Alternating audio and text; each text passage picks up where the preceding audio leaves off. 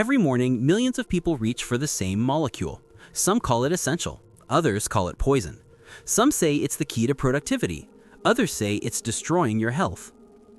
Caffeine, the world's most widely consumed psychoactive substance, and the center of one of the most confusing debates in health and performance. Is it a villain that's sabotaging your sleep, spiking your anxiety, and creating dependency? Or is it a hero that enhances focus, improves performance, and protects your brain? The answer isn't what you think, because the question itself is wrong. Caffeine isn't the villain or the hero. You are. And how you use this molecule determines whether it becomes your greatest tool or your worst enemy. By the end of this video, you'll understand exactly how to make caffeine work for you instead of against you. But I need to warn you, what I'm about to share contradicts almost everything you've been told about coffee, energy, and performance. Let's start with what everyone believes. You've been told that caffeine is either good or bad, that you should either embrace it or avoid it, that you're either a coffee person or you're not. So you pick a side. You're either drinking multiple cups a day and defending it as essential for function, or you've quit entirely and preach about how much better you feel without it. But here's what both sides are missing. Caffeine isn't the variable that matters. Your relationship with caffeine is the variable that matters. The same substance can enhance one person's life and destroy another's, not because the molecule is different, because the usage pattern is different. Let me prove it to you. Dr. Matthew Walker, sleep scientist at UC Berkeley, has shown that caffeine consumed after 2 p.m. can reduce deep sleep by up to 20%, even if you fall asleep normally. Your sleep feels fine, but the quality is devastated. You wake up tired, reach for more caffeine, and the cycle continues. That's caffeine as a villain, not because caffeine is inherently bad, but because the timing creates a dependency loop. Now look at the other side. Dr. Michael Yassa at UC Irvine found that 200 milligrams of caffeine taken at the right time enhances memory consolidation by 30% and improves pattern separation in the hippocampus. That's a significant cognitive boost from the exact same molecule. That's caffeine as a hero. Same substance, different usage, completely different outcomes. So the question isn't whether caffeine is good or bad. The question is, are you using it strategically or reactively? Most people are using it reactively, and that's where everything goes wrong. Here's what reactive caffeine use looks like. You wake up tired because your sleep was poor, so you immediately drink coffee to feel human. That works for a few hours, then you crash, so you drink more coffee. That works for a while, then you crash again. By afternoon, you're on your third or fourth cup just to maintain baseline function. By evening, you're exhausted but wired. You struggle to fall asleep. Your sleep quality suffers. You wake up tired and the cycle repeats. You're not using caffeine for enhancement, you're using it for survival. And survival use always becomes dependency. Dr. Roland Griffiths at Johns Hopkins spent decades studying caffeine dependence. His research revealed something most people don't want to hear. If you need caffeine to feel normal, you're not getting a performance boost from it. You're just temporarily reversing withdrawal symptoms. Think about that. You're not actually more productive from that morning coffee, you're just less impaired from the lack of it. That's the trap. Caffeine stops being a performance enhancer and becomes a performance maintainer. You're running to stay in place, not to get ahead. And this is where most people defend their usage. They say, I don't feel dependent, I just enjoy it. I could quit anytime. Could you though? Try going 48 hours without caffeine and see what happens. The headache, the fatigue, the irritability, the inability to focus. That's not just missing your ritual. That's withdrawal from physical dependence. The molecule you thought was helping you has been masking the fact that your baseline function has deteriorated. When you remove it, you discover how much you've been relying on it just to feel normal. Now here's the reversal that changes everything. Caffeine isn't the problem, dependency is the problem. And dependency doesn't come from caffeine. It comes from poor timing, excessive dosage, and using it to compensate for inadequate sleep and recovery. Strategic caffeine use looks completely different from reactive use, and the difference determines whether you're optimizing performance or just managing decline. Let me show you what strategic use actually looks like. First, timing matters more than you think. Your body produces cortisol naturally in waves throughout the day.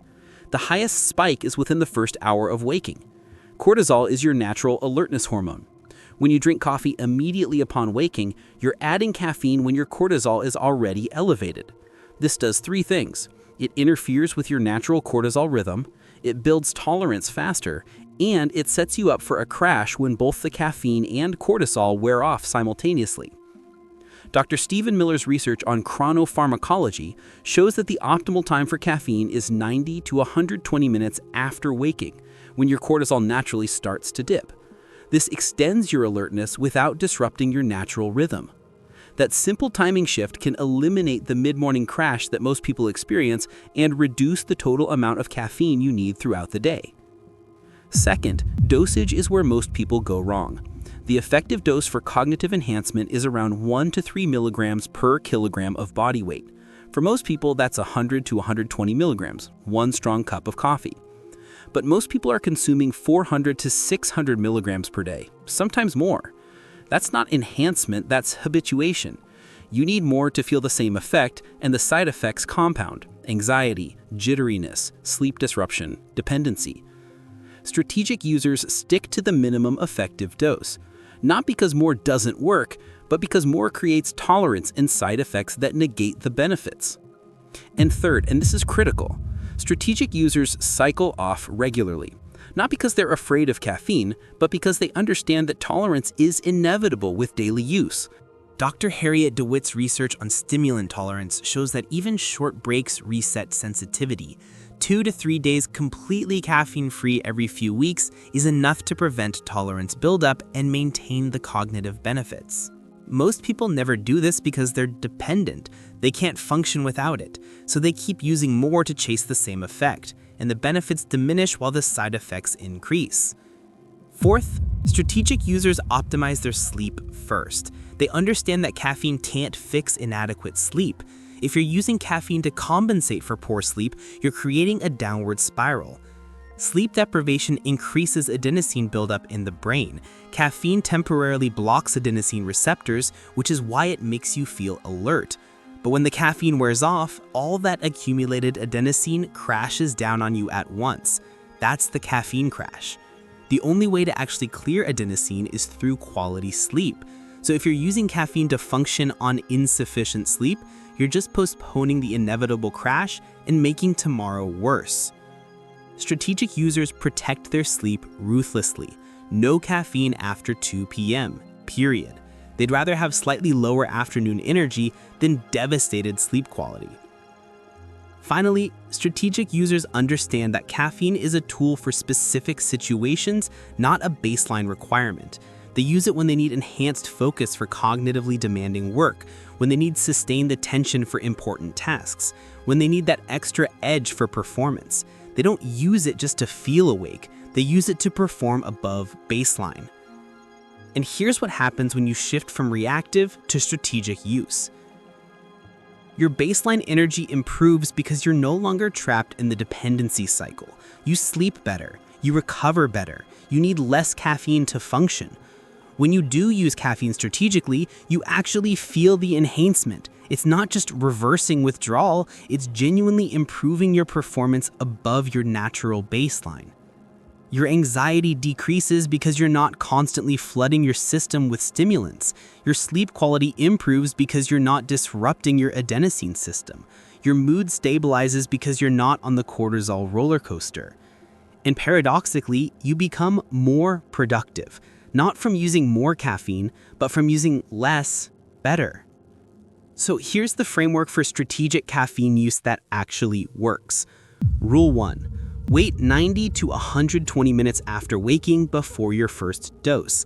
Let your natural cortisol do its job. Drink water, get sunlight, move your body, then add caffeine when your natural energy starts to dip. Rule 2. Stick to 100 to 200 milligrams per dose, one strong cup. If you need more than that to feel the effect, you've built tolerance and you need to cycle off. Rule 3. Cut off all caffeine by 2 p.m. No exceptions. Your sleep is more valuable than afternoon productivity. Protect it. Rule 4. Take a 48 to 72 hour caffeine break every 2 to 3 weeks. Yes, you'll feel rough for a day or two. That's the point. That discomfort reveals how dependent you've become. Reset your sensitivity and maintain the benefits. Rule 5, optimize sleep and recovery first. If you're consistently needing caffeine to function, you don't have a caffeine problem. You have a sleep or recovery problem. Fix that first.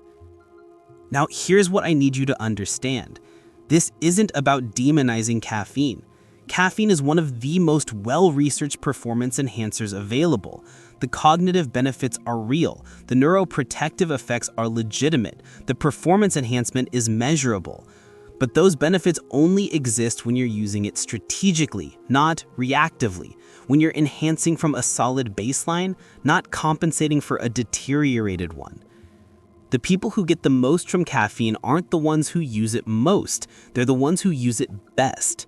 They understand that caffeine is a tool, and like any tool, it can build or destroy depending on how you wield it. So, villain or hero? Neither. Caffeine is neutral. It's a molecule that does what molecules do. The villain or hero is you. Your choices, your timing, your dosage, your relationship with the substance. If you're using it reactively, chasing energy you've lost to poor sleep and dependency, it will slowly destroy your baseline function while making you believe you can't live without it. If you're using it strategically, with proper timing and dosage from a foundation of solid sleep and recovery, it will genuinely enhance your performance and protect your brain. Same molecule, two completely different outcomes.